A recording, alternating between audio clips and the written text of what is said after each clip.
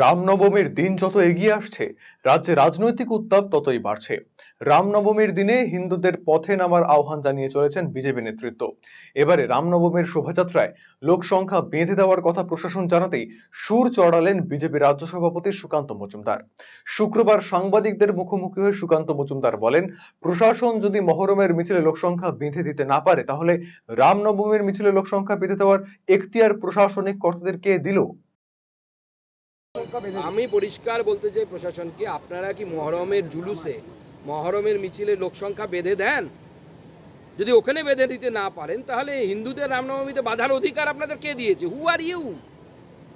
হিন্দুরা হাজার হাজার বছর ধরে রামনবমী উৎসব পালন করে আসছে, হিন্দুরা তাদের মতো পালন করবে। আপনি কে বাবা? কোন হরিদাস পাল? আপনার কিছু বলার নেই। আপনি যদি মহরমের করতে পারেন তখন বলবেন। হিন্দুদেরকে অস্ত্র নিয়ে রামনবমী করতে দেন না, অথচ মহরমে অস্ত্র নিয়ে তরোয়াল ঘুরিয়ে যাচ্ছে। মহরমের তরোয়ালটা কি সেকুলার? সেকুলার রসে চুবিয়ে নিয়ে এসে তারপরে ঘোরানো হয়। আর হিন্দুদের অস্ত্রটা কি সাম্প্রদায়িক? অন্যদিকে মুখ্যমন্ত্রী মমতা বন্দ্যোপাধ্যায়ের বিদেশ সফর নিয়ে এদিন কটাক্ষ করেন বিজেপি রাজ্য সভাপতি সুকান্ত মজুমদার। মমতা বন্দ্যোপাধ্যায় বিদেশ গেলে কেন দুবাই ছুঁয়ে যান, তা নিয়ে প্রশ্ন তুলেছেন সুকান্ত মজুমদার। আমি এটাই বলছি যে দেখুন, মাননীয় মুখ্যমন্ত্রী যে বিদেশে যান, কেন যান, কি যান, কিসের জন্য যান, আমরা তো বুঝতে পারছি না। এবং প্রত্যেকবার ইলেকশনের আগে উনি বিদেশে যান। গতবারের বিদেশ যাত্রাটা মনে করুন। এবং আমি একটা অদ্ভুত ট্রেন্ড দেখতে পাচ্ছি, আপনারা লক্ষ্য করেছেন কিনা, মাননীয় মুখ্যমন্ত্রী যখন বিদেশে যাচ্ছেন, উনি তো ভারতকে প্রতিনিধিত্ব করতে যাচ্ছেন।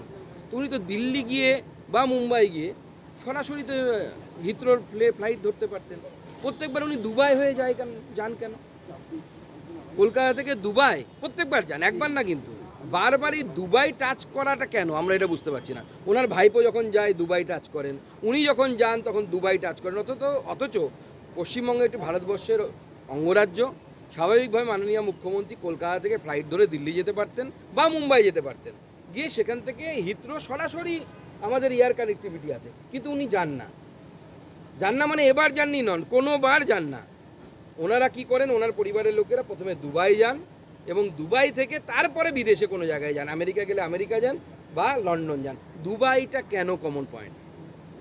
আর প্রত্যেকবার ভোটের আগে কেন যান? ডিপ স্টেট আছে নাকি এর মধ্যে?